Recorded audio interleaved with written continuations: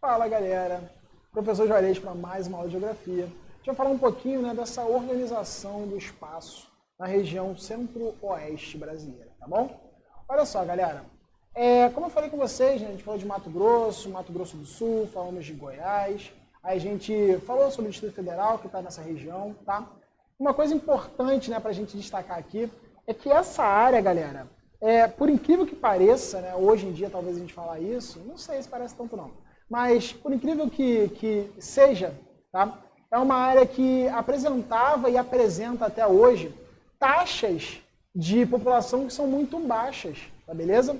A gente consegue ver tranquilamente, comparando gráficos que envolvem população, gráficos que envolvem a densidade demográfica, gráficos que mostram como essa população ela vai se distribuir pelo território brasileiro, mostrando que na região centro-oeste brasileira, a gente vai ter uma participação bem pequena da população nacional, tá? Tendo uma densidade demográfica média aí de umas 8 pessoas por quilômetro quadrado. Ou seja, a gente tem uma área muito grande no centro-oeste que representa um grande vazio demográfico, tá bom? Junto com a região norte do país.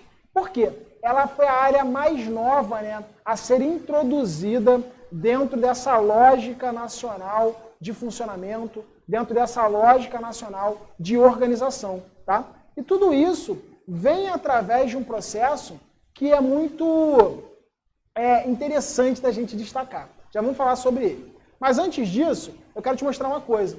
Por mais que tenham poucas pessoas na região centro-oeste, tá? A gente sabe que ela não concentra tanta gente, a gente vai ter aqui, uma elevada taxa de urbanização, passando de mais de 90%, beleza? E aí tu deve estar pensando, calma aí, professor, tu me falou que no centro-oeste tem agricultura pra caramba, desmatamento e tal.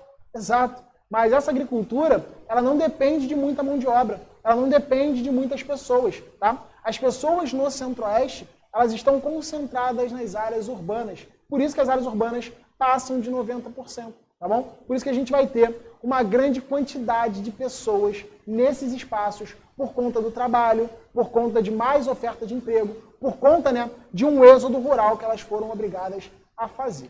Show de bola?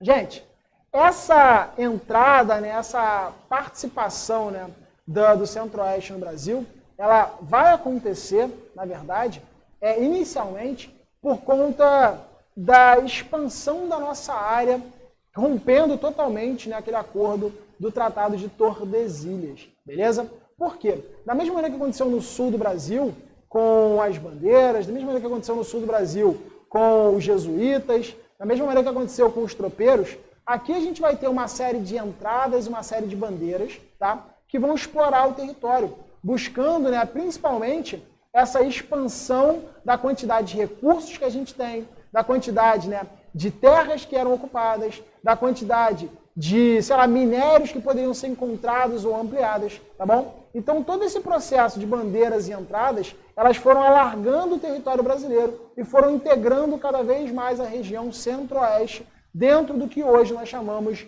de Brasil. Show de bola? Então, esse processo inicial, ele foi fundamental para a gente romper essa barreira e ter uma configuração de fronteiras próximas da de hoje. Mas ela não foi fundamental para a ocupação dessa área. O que vai ser fundamental para a ocupação dessa área, galera? A construção de Brasília. Olha só, porque foi através da construção de Brasília, que é a nossa capital, tá?